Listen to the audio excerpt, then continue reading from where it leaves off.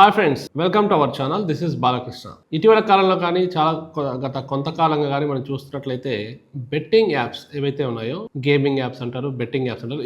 వీటి మధ్య తేడా ఉంది. ముఖ్యంగా బెట్టింగ్ యాప్స్ ఏవైతే ఉన్నాయో ఈ ట్రాప్లో పడి చాలామంది తమ ప్రాణాలు పోగొట్టుకున్న సందర్భాలు చూసాం.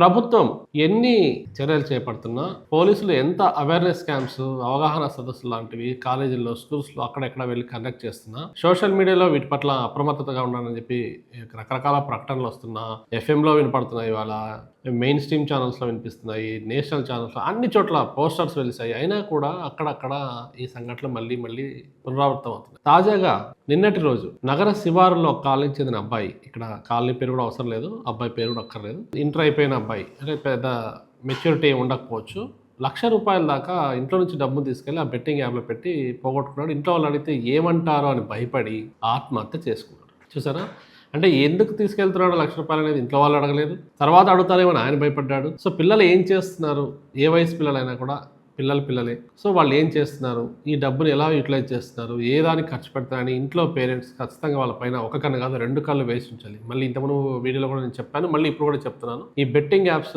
దందా ఇంకా పూర్తి స్థాయిలో పోలేదు. ఈ జాడ్యం, ఈ మహమ్మారి పూర్తిగా పోలేదు. ఇది ఇంకా పూర్తిగా పోవాలంటే ఫస్ట్ ప్రతి ఒక్కరిలో అవేర్నెస్ క్రియేట్ అవ్వాలి. ఇంకా తెలియని వాళ్ళు తెలుసుకునే ప్రయత్నం చేయాలి. ఒకరి నుంచి ఒకరికి ఇది స్ప్రెడ్ అవ్వాలి. సో ఆ మధ్య ఇంకా నేను విన్నది ఏంటంటే, అనంతపురం జిల్లాలో ఒక యాప్లో రిక్షా కార్మికులు పెట్టుబడి పెట్టారు. చూసారా, దాదాపు ఒక 3-4 వేల మంది రిక్షా కార్మికులు అందులో పెట్టి, అది ఒక లేడీ నడిపిస్తుందంట. తర్వాత వాళ్ళు తెలుసుకున్నారు, అది కేసు కూడా అయింది. మరి అది ఏమైందో దాని పూర్వాపరాలు తర్వాత సంగతి ఏమైనా తెలియదు. కానీ సో దాదాపు తక్కువ మొత్తంలో, అంటే 10,000, 15,000, అది రిక్షా కార్మికులు, అది ఎక్కువ మొత్తమే, మనకు తక్కువ కనిపించచ్చు. కానీ నుంచి లక్షల వరకు కూడా పోగొట్టుకొని ఒక 3 కోట్ల వరకు ఓన్లీ రిక్షా కార్మికుల్లోనే పోయిందని చెప్పి వాళ్ళు మాట్లాడుకోవటం మేము ప్రత్యక్షంగా విన్నాం. సో ఆ యాప్ క్రియేట్ చేసిన లేడీ కానీ, ఆమెకు సహకరించిన వ్యక్తులు కానీ అందరి పేర్లతో సహా చెప్పగలుగుతున్నారు వాళ్ళు. కానీ వాళ్ళు ఎక్కడ ఏమయ్యారో కూడా తెలియదు, అది ఎంతవరకు వచ్చిందో కూడా తెలియదు. సో ఇలా చదువుకున్న వాళ్ళు, చదువుతున్న వాళ్ళు, చదువుకోని వాళ్ళు, అన్ని వర్గాల వాళ్ళు కూడా దీనికి, ఈ బెట్టింగ్ యాప్స్లో ఈ మహమ్మారికి గురవుతున్నారు. ఫలితంగా తమ ప్రాణాలు పోగొట్టుకుంటున్నారు. సో అందరూ అప్రమత్తంగా ఉండాలి.